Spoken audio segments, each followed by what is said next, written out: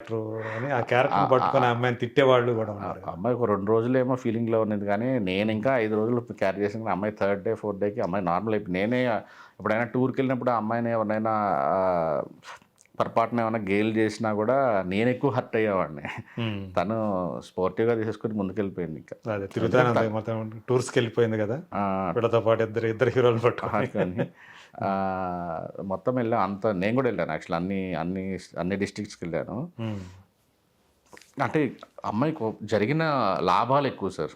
లాభాలు 100 జరిగితే నష్టాలు ఒక 1, 2, 3 అంతే. అంతే. అసలు ఆమెకొచ్చిన పాపులారిటీ ముందు అయన్నీ అంతే చిన్న నథింగ్. అంతే. విషయాలనుకోవాలి. అంతే. హ్మ్. సో, మీరు ఎందుకని సడెన్‌గా అంటే ట్విట్టర్‌లో మీది ఒక బలమైన ఇదే కదా! సో, మీరు చెప్పేవి వినేవాళ్ళుండారు. రెస్పాండ్ అయ్యేవాళ్ళుండారు. ఎందుకని ట్విట్టర్ నుంచి బయటకొచ్చేసారు? ట్విట్టర్ ఒక డిఫరెంట్ వరల్డ్ సార్ యాక్చువల్లీ. మీరు ఫేస్‌బుక్, ఇన్‌స్టాగ్రామ్‌లో మామూలుగా నాలాంటి వాళ్ళకి అసలు సెట్ కాదు ట్విట్టర్ అనేది. అంటే నువ్వు నా అవతల వాళ్ళు ఏదన్నా అన్నా, ఏదైనా ఇష్యూ జరిగినా టక్కని స్పందించే స్వభావం ఉండే వాళ్ళకి హ్మ్. ట్విట్టర్ అసలు ఏది అసలు అంటే ప్రతి సెక్షన్‌కి ఒక ఫ్యాన్ బేస్ ఉంటది. దాన్ని వ్యతిరేకించే ఇది ఉంటది. ఉంటది. అవును. సో, అంటే ఇప్పుడు అభిమానులుండారు, దురభిమానులుండారు. ఉంటారు. ఈ దురభిమానం వల్ల ఎప్పుడు ఈ అంతే. ప్రాబ్లమ్ ఉంటది. ఇప్పుడు న్యూట్రల్ స్టాండ్ తీసుకున్నా నీకు హేటర్స్ ఉంటారు. ఆ! అవును. నువ్వు దాన్ని బ్లేమ్ జేసేవాళ్ళు ఉంటారు. ఇప్పుడు నాకు కులం లేదు, మతం లేదు అంటే నువ్వు న అవి నమ్మేవాళ్ళు నీ మీద ఎదురు దాడిస్తారు. నీకు హ్మ్. కులం ఉంది, మతం ఉంటే వాళ్ళు నీ మీద దాడి చేస్తారు. సో, ఇక్కడ ఏమైందంటే ఎవరి ఐడీ ఏంటి, వాళ్ళ ఫేస్‌లేంటి, వాళ్ళు ఏం చేస్తారు, ఇలా అనానిమస్ పీపుల్ ట్విట్టర్‌లో చాలా ఎక్కువ సార్. అవును. సో, వాళ్ళు వాళ్ళేదో అంటారు. నువ్వు చదువుతుంటుంటావు. నువ్వు ఒక ఇంటర్వ్యూలో ఉంటావు. నీ అటెన్షన్ దాని మీదకెళ్తది. రాస్తుంటావు. అటెన్షన్ మీద ఉంటది. నువ్వేదో రిప్లై ఇస్తావు. దాని కింద ఇంకేమైనా అన్నారా అని ఆలోచిస్తావు. ఇలా నీ గంటలు టైం అందులో ఇలాంటి టైం వేస్ట్ చేసి నేను ఒక 3 ఏళ్ళు, 4 ఏళ్ళ తర్వాత నాకు బేబీ అనేది చాలా జ్ఞానోదయం తెచ్చింది. ఏంటంటే పని చేస్తే హ్మ్. బద్ధకం తగ్గించుకొని ఎన్ని కోట్ల డబ్బులొచ్చి జేబులో పడతాయి. ఎన్ని కోట్ల డబ్బులొచ్చి అకౌంట్‌లో పడతాయి. ప్రొడ్యూసర్‌కి, డిస్ట్రిబ్యూటర్‌కి, నాకు, హీరోలకి ఇక్కడ ఇంత ఇంత డబ్బుంది. కోవిడ్‌లో నుంచి అందరం డబ్బులు లేక, ప్రాబ్లమ్స్ లేక ఈ వ్యాక్సిన్‌ల దెబ్బకి ఎవడెటు పోతాడో తెలీదు. యెస్. ఆహా! అంటే వ్యాక్సిన్ వల్ల అనొచ్చో లేదో నాకు తెలీదు గానీ, లేకపోతే ఇప్పుడు సడెన్ డెత్‌లు ఇట్లా చూసి నువ్వు పని జేయాలి ఫస్ట్ ప్రశాంతంగా. పని జేస్తే ఆ డబ్బులు ఇంతొస్తున్నాయి. కూర్చొని రాస్తే ఇంతొస్తున్నాయి. కానీ నువ్వు దేనికి వాల్యూ ఇస్తున్నావు? హ్మ్. నువ్వేదో ఈ ఒకటి టైం అంతా గూడా చెప్పాలని దాంట్లో. ఒక ట్వీట్ ఏస్తున్నావు. దాని చుట్టూ ఒక 10, 20 నెగటివిటీలొస్తున్నాయి, కామెంట్‌లొస్తున్నాయి. అవి చదువుకుంటున్నావు, అవి బాధపడుతున్నావు, పని చేయట్లే. హ్మ్. ప్రొడక్టివిటీ అనేది పడిపోతుంది. పడిపోతుంది. అందులో ఇన్‌ఫ్లూయెన్స్ ఎక్కువైపోతుంది. మనం ఇప్పుడు ఒకటి అంటాం. ఒకటేదో మన వర్క్ ఏదో ఎళ్తది. అది దరిద్రంగా ఉందంటాడు. మనం చేసిన వర్క్ కరెక్టే కదా! మన గట్ ఫీలింగ్‌లో ఉంటేవాళ్ళం. సడెన్‌గా అక్కడి నుంచి నీకు పోతది. సో, నాకు క్లియర్‌గా ఎప్పుడు అర్థమైపోయింది. బయటకొచ్చారు?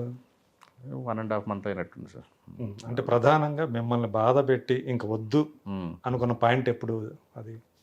అది చిరంజీవి గారిది 'బోలా శంకర్' రోజు ఆయన అనిల్ సుంకర గారి దగ్గర నుంచి ఏవో రాయించుకున్నారని, హ్మ్. సినిమా రిలీజ్‌కి ముందు ఆహ్, ఆయన మొత్తం నా డబ్బులిస్తే గాని నేను. డబ్బులిస్తే గాని ఆయన కూర్చున్నాడని, ఆయన ఆ! ఎళ్లి ఇది పెట్టారని చెప్పారు. హ్మ్. తర్వాత నేను ఈ విషయం తెలిసి మన సామజవరగమన ప్రొడ్యూసర్‌కి ఫోన్ చేశాను. రాజేష్ దండాకి. ఆ రోజు ట్విట్టర్‌లో పేరు చెప్పలేదు యాక్చువల్లీ నేను. రాజేష్ అంటే, "ఏంటి రాజేష్ నిజం చెప్పు. చిరంజీవి గారు ఇట్లా చేస్తారా? చేశారా నిజంగా?" అన్నా. అనగానే తను ఒకటి చెప్పాడు యాక్చువల్లీ. హ్మ్. "ఛీ! ఛీ! అసలు ఇట్లా నువ్వు అన్నీ పట్టించుకోకంటే" నేను అదేసాను ట్వీట్ ఏసాను. చిరంజీవి గారు నేనెప్పుడు ప్రౌడ్ ఫీల్ అవుతాను. ఇలా మీరు ఎన్ని యేసుకున్నా ట్వీట్లు ఆయనకేమి ఇదవ్వదు అన్నట్టుగా ఏదో యేసాను. గుర్తులేదు కరెక్ట్‌గా నాకు కంటెంట్. హ్మ్. అది చూసి నాకు అనిల్ సుంకర గారు కాల్ చేశారు. నేను హ్మ్. గోవాలో ల్యాండ్ అవుతున్నాను. ఆయన అమెరికాకి స్టార్ట్ అయ్యారు. ఇద్దరం హ్మ్. ఫ్లైట్‌లో ఉన్నాం అన్నమాట. రాజేష్ నేను చెప్తున్నా ఆయన ముందు రోజు పిలిచి ఒక ఏదైనా మిస్టేక్ జరిగినా రేపు ఏమన్నా అవుతున్నా నువ్వు కంగారు పడకు డెఫిసిట్‌లో ఉన్నట్టున్నావు. I am there for you. Hmm. ఇంకొక ఫిల్మ్ ఒక కాంబినేషన్ సెట్ చేద్దాం. దాన్ని బయటపడేద్దాం అని చెప్పారు రాజేష్. అంత సపోర్టింగ్గా మాట్లాడారు నాకు ఆయన. ఉమ్, నా పేరు పెట్టేయాల్సింది నువ్వు, అనిల్ సుంకరా చెప్పాడని చెప్పాల్సింది నువ్వు ఉమ్, అన్న. ఉమ్, ఫోన్ కట్ చేసి సరే నెక్స్ట్ డే అన్నంటే చూస్తే అస్సలు ఆడుకుంటున్నారు నన్ను అనమాట, మామూలుగా కాదు అసలు. ఉమ్. హేటర్స్ అంతా హేటర్స్ నిలబడ్డారు. కదా, నీకు తెలుసా నువ్వు టేబుల్ కింద ఉన్నావా ఇది జరిగేటప్పుడు డిస్కషన్ ఇది అంటే డైరెక్ట్ నాకు అనిల్ సుంకర గారు చెప్పారు ఉమ్, ఈ మాట, నువ్వు నా పేరు వేసేయాల్సింది కదా ఎందుకే లేదని. కానీ ఇక్కడ వినేవాళ్ళు ఎవరు లేరు. సో దీనివల్ల నీకు పీస్ పోతుంది, నేను వెళ్ళి రాసుకోవాలి, ఉమ్. బయటకు వచ్చేసాను సింపుల్. కానీ యాక్చువల్గా మీరు ట్విట్టర్ వల్ల మీకు చాలా ఉపయోగాలు జరిగినాయి కదా. మీరు చేయాల్సుకున్న ఏవైతే అవును సార్, అవును మీరు కొన్ని ప్రాజెక్టులు చేసుకుంటున్నారు, ప్రాజెక్ట్ మీన్స్ కొన్ని ఈవెంట్లు కానివ్వండి, తర్వాత రిలీజ్డ్ సినిమాలకు సంబంధించి కానివ్వండి, ట్విట్టర్ అనేది మీకు చాలా బాగా ఉపయోగపడింది కదా అవును సార్. మొబిలైజ్ చేయడానికి జనాన్ని. అవును, అంటే మీరు ఎంతవరకు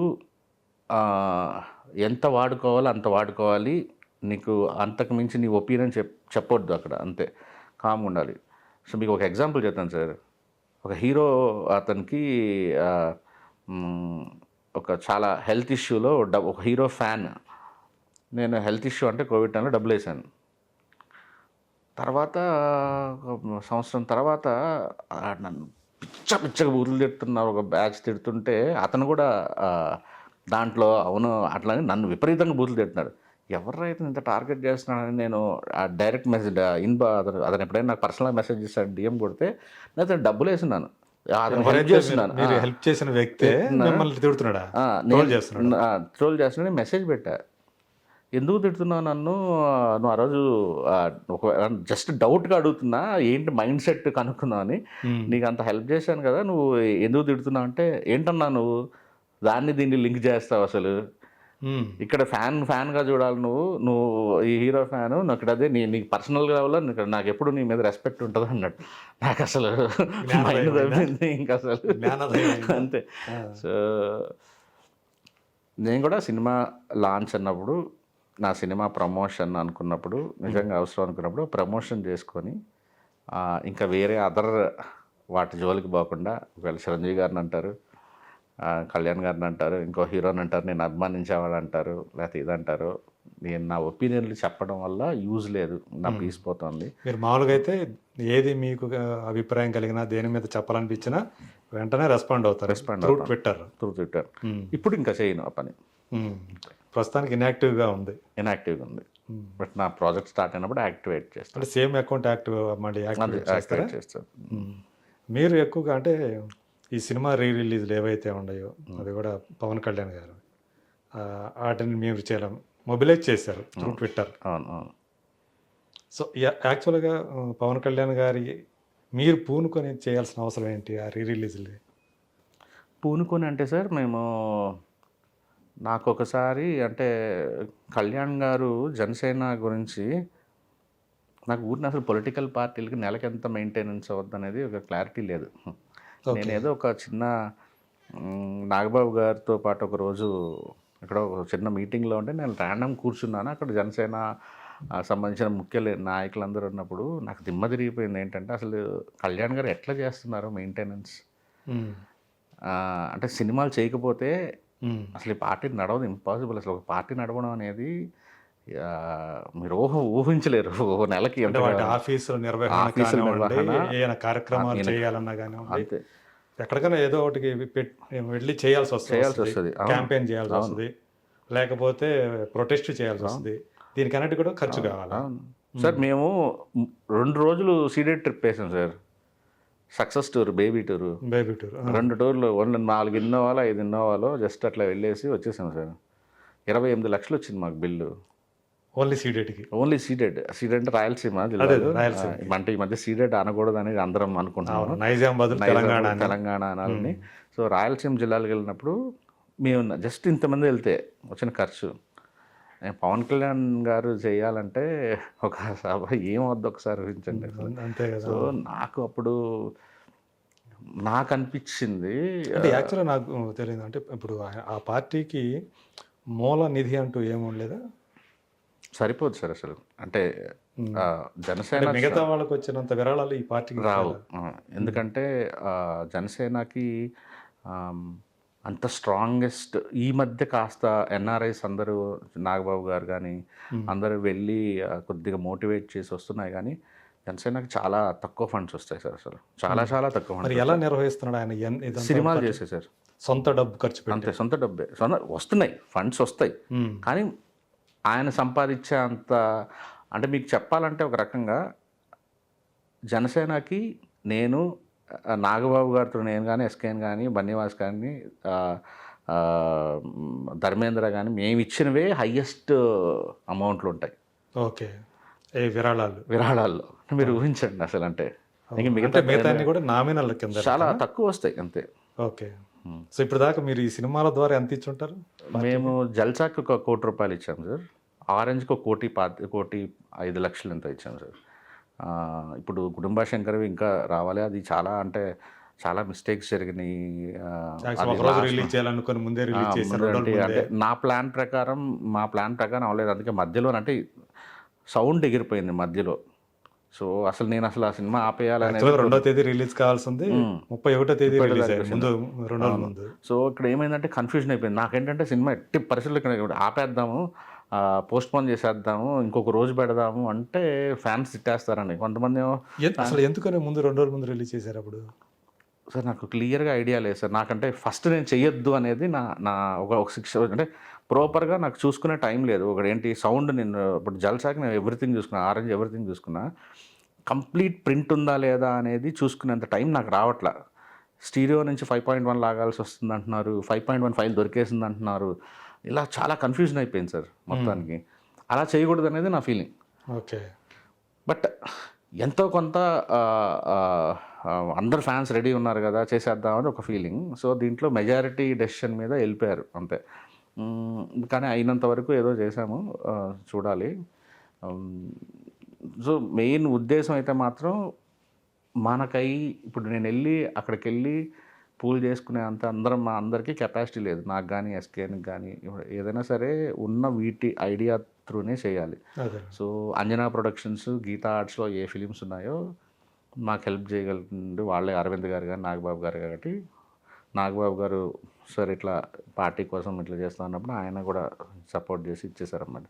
వాడు ఊహించినట్టు ఆరెంజ్కి బాగా వచ్చింది సార్. అసలు మేము జల్సా కూడా, నేను అక్కడికి వెళ్ళినప్పుడు అక్కడ ఉమా అని తను నాగబాబు గారితో ఉంటారు మేనేజర్. సో ఆయన సార్ ఒక 2-3 షోలు వేద్దాం సార్, ఒక 5-6 లక్షలు మా పార్టీకి డొనేషన్ ఇద్దాం అంటే, అసలు అప్పుడు నాకు బ్రెయిన్ వెలిగింది. అసలు 5-6 లక్షలు ఏంటి, మనకు యూజ్ చేస్తే అసలు గట్టిగా చేద్దాం అని చెప్పి దిగితే సో లక్షలు అనుకుంది కోట్లకి వెళ్ళింది అంతే. మరి ఖుషి అనేది పరిస్థితి ఏంటి? ఖుషి అనేది మనకు సంబంధం లేదు సార్, ఏం రత్నం గారి దగ్గర ఉన్నాయి రైట్స్. ఓకే, ట్రై చేసాం కానీ రాలేదు మాకు. అవునా? యాక్చువల్గా అది ఎక్కువ మంది అంటే పవన్ కళ్యాణ్ ఒక పెద్ద బిగ్ స్టార్ చేసిన సినిమా అదే కదా. ఖుషి, తొలి ప్రేమ అనేవి మాన్స్టర్స్ సార్ అసలు. అవి ప్రాపర్ రిలీజ్ పడి ఉంటే అసలు ఎక్కడో ఉండేవి, అది అట్లా జరిగిపోయినాయి. ఇంకా అంటే మీరు ఇప్పుడు యాక్చువల్గా మీకు ప్రాథమిక సభ్యత్వం ఉందా దాంట్లో పార్టీలో? అభ్యంతరం ఏం లేదు సార్. ప్రాథమిక సభ్యత్వం నార్మల్ మెంబర్షిప్ అంటున్నారు. మెంబర్షిప్ ఉంది సార్. ఓకే, సో సమయానికి ఇది జరుగుతున్న సమయానికి క్రియాశీలక సభ్యత్వం అయితే లేదు, ఉండను కూడా. యాక్చువల్లీ నార్మల్ సభ్యుడికి అయితే ఉన్నాను. ఇప్పుడు నాగబాబు గారు ఊళ్ళో లేరు అనుకుంటారు కదా, వచ్చారా? వచ్చినట్టున్నారు సార్, కెన్యాకి అక్కడికి వెళ్ళారు కదా. అవునవును, నేను ఫ్యామిలీ తోటి మొత్తం. అవును, నేను 2-3 రోజులు టచ్లో లేను సార్. సో మీరు అంటే వాటి గురించి ఏమైనా ప్రస్తావించవచ్చా, లేదు పవన్ కళ్యాణ్ గారి గురించి?